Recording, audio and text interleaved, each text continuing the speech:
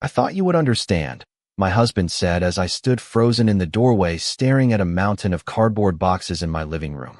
For a moment, I honestly wondered if I had walked into the wrong house. It had been a long Tuesday. I had spent 9 hours at the accounting firm, fought rush hour traffic for nearly 45 minutes, and stopped at the grocery store on my way home.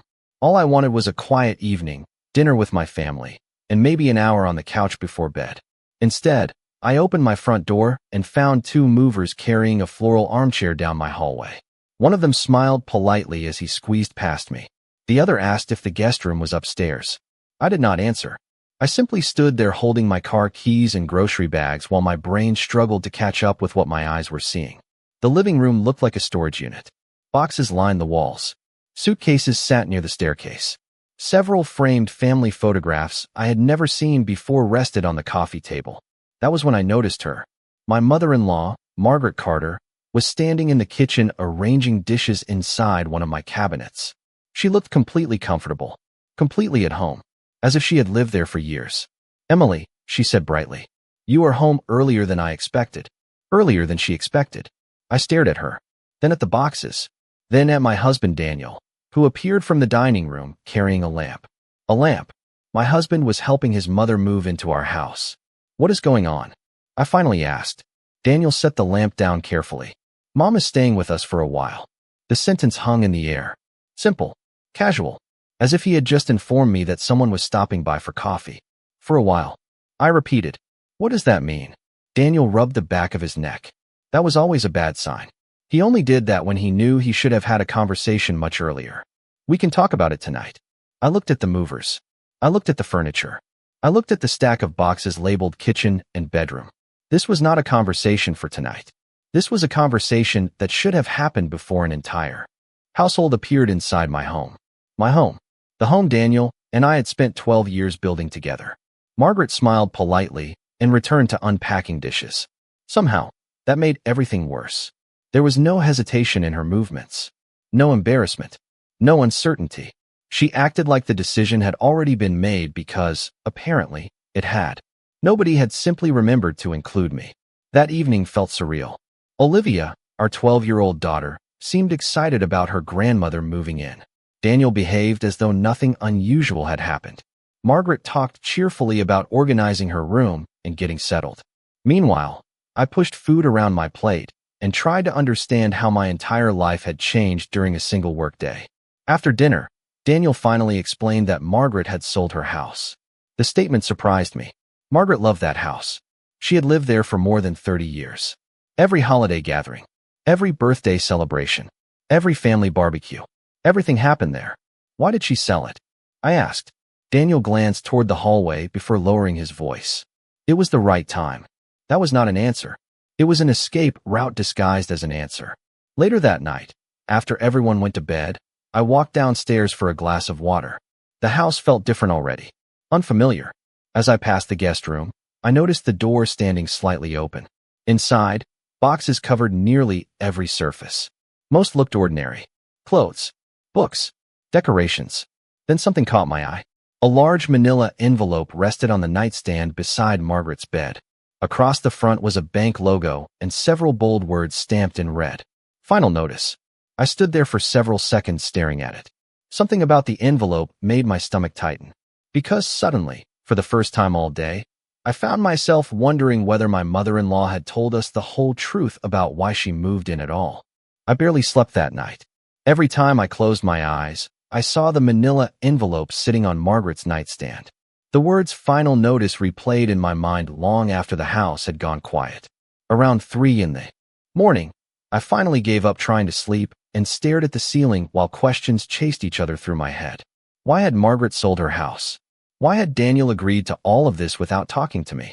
And why did a woman who claimed she had simply decided it was the right time to move suddenly have what appeared to be urgent correspondence from a bank? By the time my alarm rang at 6:30, I felt exhausted. The next surprise came when I walked downstairs. Margaret was already in the kitchen. She stood by the stove wearing a neatly pressed cardigan and preparing breakfast. The smell of bacon and coffee filled the room. "Good morning," she said cheerfully. "I made enough for everyone." I glanced around. My kitchen looked different. Not dramatically different. just different enough to make me uncomfortable. Several items had been moved. My coffee mugs were no longer on the shelf where I kept them. A decorative bowl had disappeared from the counter. Even the toaster sat in a new location. Tiny changes. Harmless changes. Yet they felt strangely personal. "Thank you," I said politely. Margaret smiled and returned to cooking. A few minutes later, Daniel joined us. He kissed my cheek and complimented his mother's breakfast. Olivia came downstairs shortly afterward and immediately sat beside her grandmother. Within minutes, the three of them were laughing about old family stories while I quietly poured coffee and tried not to feel like a guest inside my own home. The morning passed quickly. I dropped Olivia at school and drove to work. Throughout the day, however, my concentration kept slipping. Numbers blurred together on spreadsheets. Meetings felt longer than usual. By lunchtime, I realized I was not angry. At least not entirely. Mostly, I felt excluded. 12 years of marriage and somehow a life-changing family decision had happened without my involvement. When I returned home that evening, Margaret was in the living room sorting through photo albums. Daniel had not arrived yet. For a moment, neither of us spoke. Then she looked up and smiled.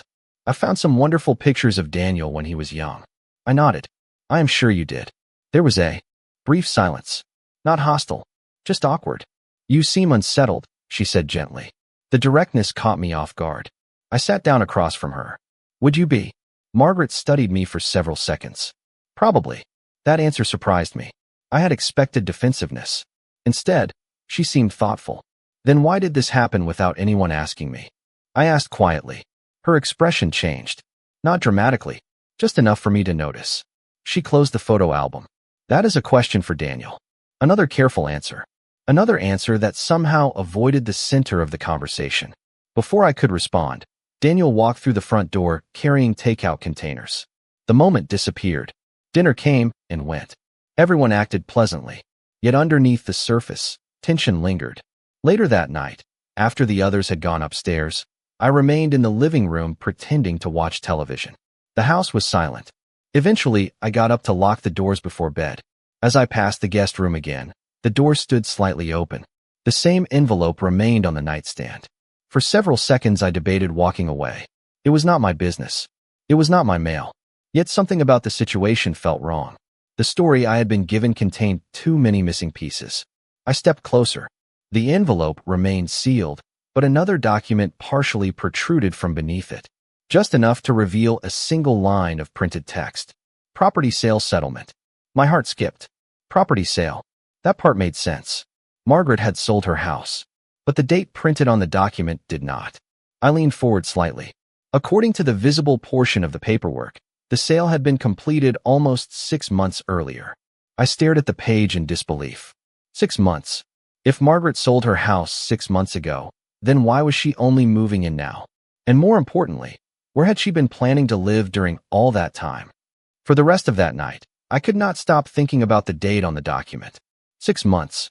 Margaret had sold the house 6 months earlier, yet somehow none of us knew. At least, I did not know.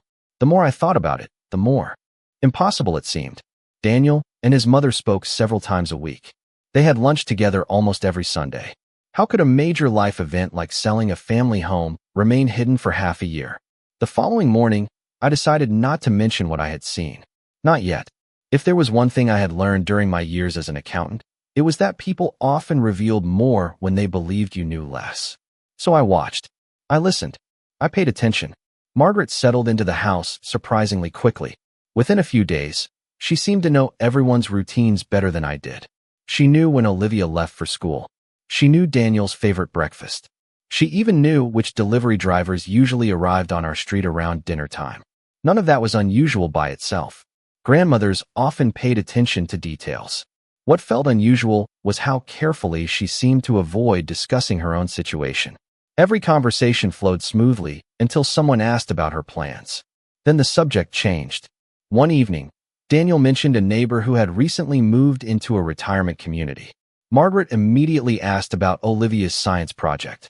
Another afternoon, I casually asked whether she missed her old neighborhood. She smiled and began talking about the weather. The pattern became impossible to ignore. She would discuss anything except herself. By the end of the week, another change had begun affecting the house. It was subtle at first. Margaret reorganized the pantry. Then she rearranged the linen closet. A few days later, she replaced several decorative items in the living room with family photographs from her own collection. None of the changes were dramatic enough to justify an argument. Yet together they created a strange feeling. I was slowly becoming a visitor inside spaces I had once arranged myself. The most difficult part was Daniel's reaction. Or rather, his lack of reaction. Whenever I brought up concerns, he seemed genuinely confused. "Mom is only trying to help," he would say. "She means well." Maybe she did. That was what made everything so complicated. Margaret was not rude. She was not cruel. She was not openly controlling. She simply behaved as though her presence had always been part of the plan. One Friday evening, I arrived home earlier than usual after a client meeting was canceled. The house appeared empty. Olivia was still at school. Daniel was at work. Margaret's car was gone. For the first time all week, I had the house to myself. I poured a cup of coffee and sat at the kitchen table enjoying the silence. Then I noticed something sitting near the edge of the counter. It was a folder. Plain. Beige. Partially tucked beneath a cookbook. I immediately recognized the bank logo from the envelope I had seen earlier. My pulse quickened. I knew I should leave it alone. I truly did. But the questions had been building for days. Before I could change my mind, I opened the folder. Inside were several documents. Most appeared financial. Account statements. Property records. Legal correspondence. I skimmed the pages quickly, looking for something that explained what was happening. Then one particular document caught my attention. It listed the proceeds from the sale of Margaret's house. I expected to see a modest amount. Instead, the number staring back at me was far larger than I imagined. The property had sold for nearly $800,000. I read the figure twice to make sure I understood it correctly. $800,000. Suddenly, the entire situation became even more confusing. If Margaret had received that much money from selling her home, then why was she living with us? Why did she have a bank notice marked final notice? Why had Daniel acted as though she needed immediate housing? And perhaps most importantly, where had all that money gone? Just then, I heard a car door slam outside. Startled, I quickly returned the papers to the folder and placed it exactly where I found it. Moments later, Margaret walked through the back door carrying grocery bags. She smiled when she saw me sitting at the table. "You are home early," she said. I smiled back. But for the first time since she moved in, I realized I was no longer trying to understand an inconvenient family situation. I was trying to solve a mystery. The mystery followed me everywhere after that. Afternoon. While I prepared dinner, while I drove Olivia to soccer practice, while I sat through meetings at work, the same questions kept circling through my mind. Margaret had sold her house for nearly $800,000. That was not a small amount of money. It was enough to rent an apartment, purchase a condominium, or live comfortably while deciding what came next. Yet somehow she had arrived at our house with a moving truck and a story that made it sound as though she had nowhere else to go. The numbers did not make sense. And when numbers do not make sense, there is usually a reason. Over the next several days, I became more observant. Margaret continued her routines as though everything was perfectly normal. She helped Olivia with homework. She cooked dinners. She folded laundry before anyone asked. On the surface, she seemed like the ideal house guest. That was part of the problem. Every action felt carefully controlled, almost rehearsed. Whenever I tried to connect one piece of information to another, I found myself running into the same wall. She never lied directly. She simply never volunteered enough information for anyone to understand the full picture. One evening, Daniel and I sat alone on the back patio after Olivia went to bed. The air carried the first real hint of approaching winter. Fallen leaves covered most of the lawn. For a while, neither of us spoke. Then I decided to ask a simple question. "When did your mother sell her house?" Daniel looked surprised. "Several months ago." My stomach tightened. So he knew. Several months. I repeated. "Why did she wait so long to move?" Daniel stared out toward the backyard. "She wanted time to figure things out." "Figure out what?" He hesitated. Just for a second. But it was enough. "I am not sure." I studied his face carefully. We had been married for 12 years. I knew when he was uncertain. I also knew when he was avoiding something. This looked much closer to avoidance. "Daniel," I said quietly, "is there something you are not telling me?" He immediately shook his head. Too quickly. "No." Then he stood up and carried his empty coffee cup inside. The conversation was over. At least. For him. The next morning brought another strange detail. I came downstairs early and found Margaret sitting alone at the kitchen table with several papers spread out before her. The moment she saw me, she gathered everything into a neat stack and slipped them into a folder. The movement was smooth, automatic, practiced. "You are up early," she said with a smile.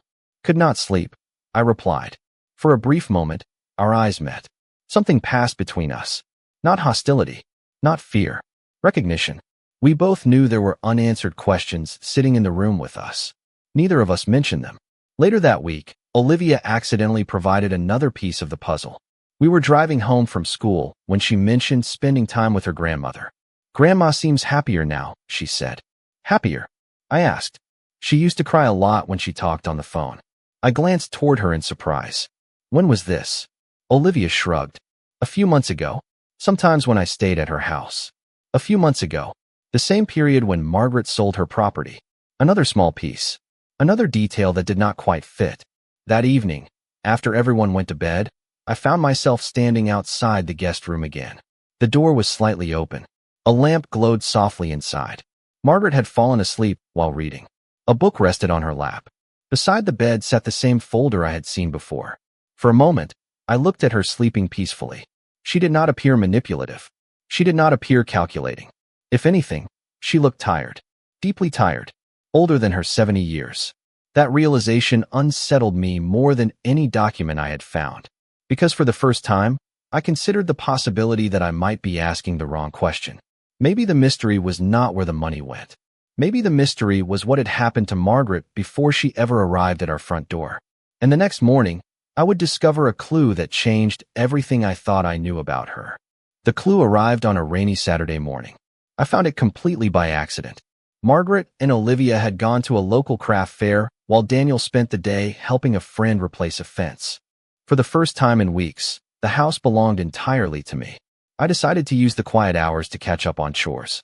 Around noon, I began organizing a hallway closet that had slowly become a dumping ground for coats, shoes, and forgotten boxes. While moving a stack of board games, I noticed a small envelope wedged behind a shelf.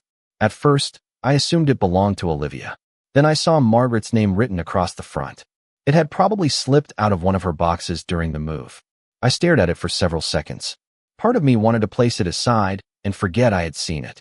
Another part remembered the unanswered questions that had followed me for weeks. The envelope was already partially open. A folded document protruded from the top. Before I could change my mind, I pulled it out and unfolded the page. What I found was not a bank statement. It was not a bill. It was not legal paperwork. It was a medical report. My stomach tightened immediately. The document contained test results and physician notes. Most of the medical terminology meant nothing to me, but one section stood out clearly. Follow-up evaluation recommended. Continued monitoring advised. Patient declined extended treatment plan at this time. I read the page twice. Then a third time. A date near the top revealed it had been issued almost 7 months earlier. Around the same time Margaret sold her house. I lowered the document slowly. Suddenly, Olivia's comment about her grandmother crying on the phone took on an entirely different meaning. So did the exhaustion I had noticed when Margaret thought nobody was looking. The situation no longer resembled a financial mystery. It felt personal, human, painful. I carefully returned the report to the envelope and placed everything exactly where I found it. Then I sat alone in the kitchen for nearly an hour staring at a cup of coffee that had gone cold. For weeks, I had viewed Margaret as someone who invaded my space without permission. Someone who arrived with secrets and changed the rhythm of our family. Now I wondered whether she had been carrying something much heavier than I realized. That evening, after everyone returned home, I found myself studying her differently. She sat at the dining room table helping Olivia finish a school project. She smiled and encouraged her patiently. Yet now I noticed details I had overlooked before. The slight hesitation when she stood from her chair. The fatigue hidden behind her eyes. The moments when her smile disappeared the instant nobody was watching. The clues had been there all along. I simply had not known where to look. Later that night, after Olivia went upstairs, Margaret remained in the kitchen finishing a cup of tea. I entered quietly and sat across from her. For a few moments neither of us spoke. Rain tapped softly against the windows. The dishwasher hummed in the background. Ordinary sounds filled the silence between us. Then Margaret surprised me. "You have been trying to figure me out," she said calmly. I looked up. Her voice contained no accusation, only certainty. Maybe, I admitted. She smiled faintly. You are not the first person. I expected her to continue. She did not. Instead, she stared into her tea as though deciding how much to say. Finally, she spoke again. Sometimes people leave places because they want a fresh start. And sometimes, I asked. Her eyes met mine. For the first time since she moved into our home, I saw genuine sadness there. Deep sadness. The kind people carry for a very long time. Sometimes they leave because staying becomes impossible. The words settled heavily between us. Before I could ask another question, Daniel walked into the kitchen looking for a snack. The moment disappeared. Margaret smiled politely and changed the subject. Yet something had shifted. For the first time, she had allowed a small piece of the truth to surface. Not enough to explain everything. Not enough to solve the mystery. But enough to make me realize that whatever happened before she arrived at our house was far more serious than I had imagined. And 2 days later, I would finally learn that Daniel had known much more than he ever admitted. 2 days later, the truth began to crack through the carefully constructed story I had been hearing since Margaret arrived. It happened on an ordinary Tuesday evening. Daniel and I were cleaning up after dinner while Olivia worked on homework upstairs. Margaret had gone to bed early, claiming she felt tired. That alone was unusual. She normally stayed up reading until at least 10 o'clock. I was rinsing dishes when Daniel's phone buzzed on the counter. He glanced at the screen and immediately picked it up. The reaction lasted less than a second, but it caught my attention. Everything okay? I asked. Yes, he said quickly. Too quickly. Then he slipped the phone into his pocket. We finished cleaning in silence. A few minutes later, Daniel stepped outside to take a call. Through the kitchen window, I could see him pacing slowly across the backyard. His shoulders were tense. His expression looked worried. When he returned 10 minutes later, he seemed distracted. I waited until we were alone in the living room before speaking. Daniel, what is going on? He looked up from the television. What do you mean? I mean your mother. The move. The house sale. The things nobody wants to talk about. He sighed heavily and rubbed his forehead. Emily. No. I sat forward. I have been patient. I have been understanding. But everyone keeps acting like I should accept major changes without asking questions. For several moments, he said nothing. Then he muted the television. That was when I knew something had finally shifted. Daniel stared at the floor before speaking. I did not tell you everything. Hearing those words felt strangely validating. I was not imagining the gaps in the story. They were real. What did you not tell me? I asked quietly. He exhaled slowly. When Mom sold the house, she planned to move into a condominium near the coast. I frowned. Then why did she not? Daniel hesitated. Because she changed her mind. That is not an answer. He looked away. I know. The silence stretched between us. Finally, he continued. A few months ago, she received some difficult news. My heart immediately returned to the medical report I had found. Daniel noticed my expression but misinterpreted it. I promised I would not discuss details. Medical news? I asked carefully. He froze. For a brief moment, surprise crossed his face. Then concern followed. How? Do you know that? I immediately regretted the question. I do not know anything, I replied. I am trying to understand. Daniel leaned back against the couch and closed his eyes. He suddenly looked exhausted. Older than his 41 years. Mom did not want anyone treating her differently, he said softly. She especially did not want Olivia worrying. So everyone lied? The word came out sharper than I intended. I was trying to respect her wishes. By keeping me completely in the dark, Daniel did not answer. That answer was enough. For weeks, I had assumed Margaret was the only person hiding things. Now I realized Daniel had been carrying secrets too. Not because he wanted to deceive me, but because he was trapped between protecting his mother and being honest with his wife. Neither choice was easy. Neither choice was fair. We sat quietly for a long time. Eventually, Daniel spoke again. There is more. I looked at him. More? He nodded. A lot more. His voice sounded troubled. The house sale was not really about money. Then what was it about? Once again, he hesitated. I think Mom needs to tell you herself. Frustration rose inside me. Not because I wanted details. Because every answer seemed attached to another locked door. Before I could respond, footsteps sounded from the staircase. Margaret appeared at the bottom, landing wearing a robe and holding the handrail. She looked pale. Much paler than usual. For a moment, I thought she might return upstairs. Instead, She slowly walked into the living room. Her eyes moved from Daniel to me. Then she gave a small, tired smile.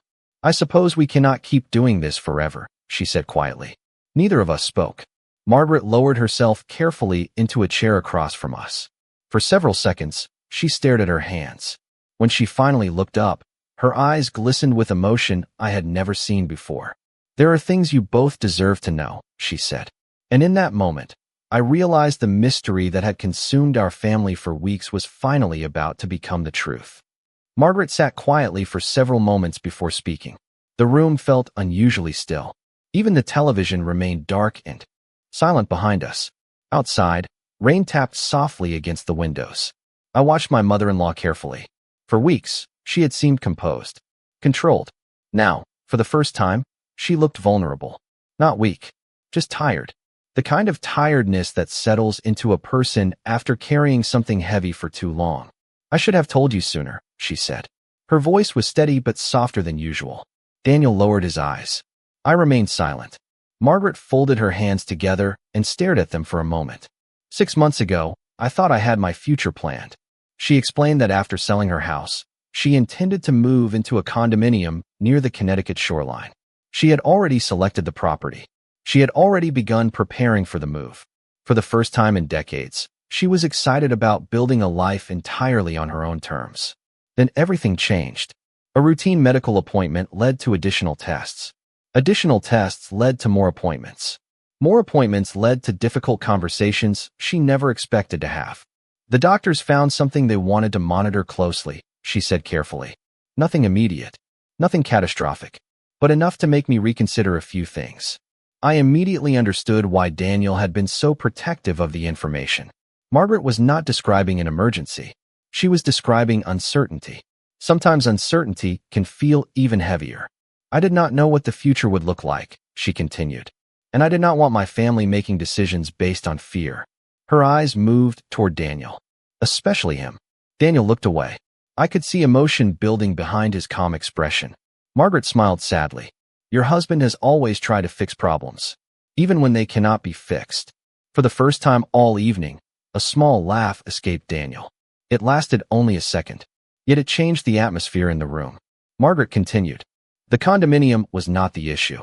The money was not the issue. I leaned forward slightly. Then what was? She looked directly at me. Loneliness. The answer caught me completely off guard. Of all the possibilities I had imagined, that one never crossed my mind. Margaret exhaled slowly. After your father-in-law passed away several years ago, I learned how quiet a house can become. Daniel nodded silently. At first, I stayed busy, she said. Friends, volunteer work, community events. But over time, people moved away. Some became ill. Some passed on.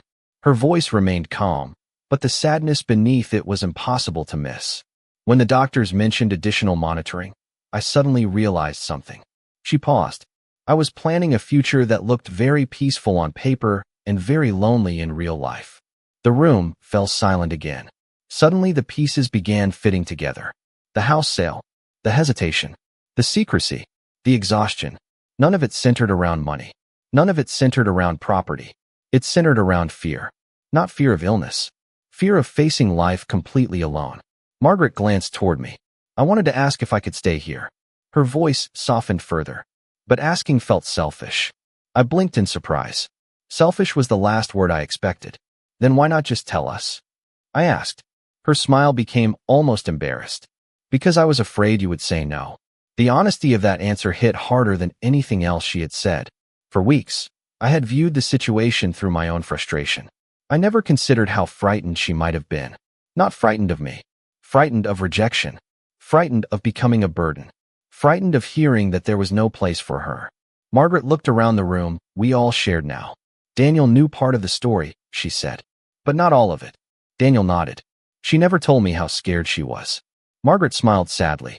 I was trying very hard not to admit it. For several moments, nobody spoke. The mystery that had consumed my thoughts for weeks no longer felt like a mystery at all. It felt like a human story. Messy, imperfect, painful, yet strangely understandable. Then Margaret reached toward the side table beside her chair and picked up a thin folder I had never seen before. She held it carefully in both hands. There is one more thing, she said quietly. And this is the part one should have shared from the beginning. I looked at the folder. Daniel did too. Whatever was inside seemed important enough that even Margaret appeared nervous. And as she slowly opened it, I realized the truth was still not complete. Margaret opened the folder slowly and removed several documents that looked older than the financial papers I had seen before. The pages were neatly organized and protected inside clear sleeves. For a moment, she simply stared at them. Then she handed the folder to Daniel. I never wanted either of you to carry this responsibility, she said quietly. Daniel looked confused as he began turning pages. After only a few seconds, his expression changed completely. Mom, he whispered. I had never heard that tone from him before. It was a mixture of surprise, sadness, and disbelief. He passed the folder to me. Inside were documents related to my father-in-law's estate. At first, I did not understand why they mattered. Then I noticed several dates. Some were recent, much more recent than they should have been. I continued reading. The situation became clear almost immediately. Several years earlier, after my father-in-law passed away, Margaret had inherited more than enough money to live comfortably for the rest of her life. She had managed those resources carefully. She had invested conservatively. She had planned responsibly. But over time, she had quietly used a significant portion of her savings helping other people.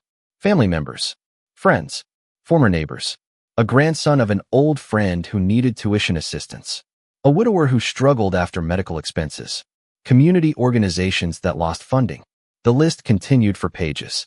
I looked up in surprise. You gave away all this money. Margaret smiled awkwardly. Not all of it. Daniel continued staring at the documents. Why did you never tell me? She shrugged gently. Because I was not doing it for recognition. The room fell silent. Suddenly, another piece of the puzzle clicked into place. The proceeds from the house sale. The concern about future planning. The hesitation whenever money came up. Margaret had never been hiding financial trouble. She had been hiding generosity. The realization made me feel strangely embarrassed. For weeks, I had assumed there was a secret involving debt, mistakes, or poor decisions. Instead, the truth pointed in the opposite direction. Margaret folded her hands in her lap. When I sold the house, I intended to simplify my life. She looked around the room. The maintenance was becoming too much. The property taxes kept increasing. The repairs never seemed to end. That part made perfect sense. The house she sold was beautiful but large. Far larger than one person needed. The condominium was practical, she continued. But after the medical appointment started, everything felt different. Her voice softened. I kept imagining myself sitting there alone. Day after day, Daniel lowered his head. I could tell he was replaying months of conversations in his mind. Conversations he now understood differently. Margaret smiled sadly. I was embarrassed to admit that I needed family more than independence. No one spoke for several moments. Outside, the rain had finally stopped. The house felt unusually quiet. Then Margaret reached into the folder again and removed a final document. There is one last thing. She handed it to me. I examined the page carefully. It was a trust document, a newly updated one.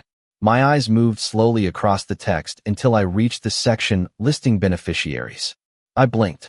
Then read it again. Olivia's name appeared prominently throughout the document. Educational support, future opportunities, long-term protection. Everything had been structured carefully and thoughtfully. You did this for Olivia? I asked softly. Margaret nodded. I wanted her future protected no matter what happens. Emotion caught in my throat unexpectedly. All this time, I had been focused on how Margaret's arrival affected me. Meanwhile, she had spent months worrying about everyone else. Her son, her granddaughter, even me.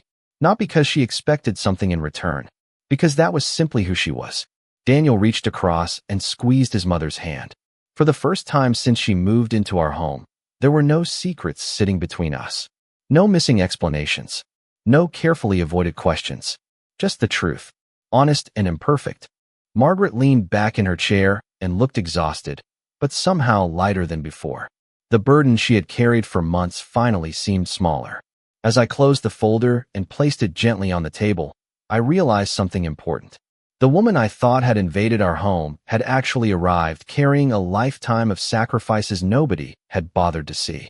And in that moment, I understood that the conversation we needed next was not about why she came. It was about whether we had ever truly made her feel welcome at all. The next morning felt different. Nothing in the house had physically changed, yet everything seemed lighter. Sunlight streamed through the kitchen windows as I walked downstairs and found Margaret sitting at the table with a cup of coffee and a crossword puzzle. For weeks, I had viewed her presence as an interruption, a disruption, a decision forced upon me without my consent. Now, as I watched her quietly fill in answers with a pencil she had probably owned for years, I saw something entirely different. I saw a woman who had spent months carrying fear alone. A woman who had given more of herself to others than anyone realized. A woman who had been so afraid of becoming a burden that she never allowed herself to ask for what she truly needed. Margaret looked up and smiled. "Good morning." "Good morning," I replied. The simplicity of the moment surprised me. There were no secrets left to uncover. No hidden documents. No unanswered questions. Just two women sitting across from each other trying to understand how they had reached this point. Later that afternoon, after Olivia returned from school, we all sat together in the backyard. The weather had turned unexpectedly warm for early November. Leaves drifted slowly across the grass. Olivia laughed as she showed Margaret a project she had completed at school. Daniel sat beside them, looking more relaxed than I had seen in months. As I watched the three of them together, I realized something important. For weeks, I had focused on how Margaret's arrival affected my routine, my space, my plans. I never stopped to consider what it must have felt like for her to walk into our home carrying uncertainty about her future and fear she rarely admitted aloud. That evening, after Olivia went upstairs, I found Margaret standing alone on the back porch. The sun had already disappeared below the trees. Porch lights glowed softly across neighboring yards. I stepped outside and joined her. For a few moments, neither of us spoke. Then I took a deep breath. "I owe you an apology." Margaret turned toward me with visible surprise. "For what?" I looked out across the backyard. "For assuming the worst." She was quiet. I continued. "When you moved in, I thought you were taking over our home. I thought you were making decisions without caring how anyone else felt." Margaret smiled gently. "And I was." I laughed softly despite myself. "Maybe a little." She laughed too. The sound felt strangely comforting. Then her expression softened. "Emily, I should have handled it differently." I shook my head. Maybe all of us should have. For the first time since this entire situation began, there was no tension between us. No invisible wall. Just honesty. Real honesty. The kind families rarely achieve without first stumbling through misunderstanding. A week later, we established new routines together. Not because anyone demanded them, because we finally talked about them. Margaret had her own space. We discussed household decisions openly. Boundaries existed, but so did flexibility. Most importantly, nobody felt forced into silence anymore. The greatest surprise came from Olivia. One evening during dinner, she looked around the table and smiled. "I like having Grandma here." Everyone laughed. But she was right. The house felt fuller, warmer, more connected. Not because life had become perfect. It had not. Margaret still attended medical appointments. Uncertainty still existed. Difficult days still came and went. Yet none of us carried those worries alone anymore. Several months later, I found myself cleaning the same hallway closet where this journey truly began. While organizing a shelf, I discovered the old envelope that had started so many questions. I held it for a moment before smiling and placing it in the recycling bin. The mystery was gone now. The assumptions were gone, too. Looking back, I realized the biggest lesson had nothing to do with finances, property sales, or hidden documents. It was much simpler than that. Sometimes people do not need someone to solve their problems. Sometimes they simply need a place where they belong. I once believed my mother-in-law arrived at our house without asking. The truth was more complicated. She arrived carrying loneliness, uncertainty, and pride. And somewhere between the misunderstandings, the awkward conversations, and the secrets we all should have shared sooner, we stopped acting like people living under the same roof and started becoming a family again.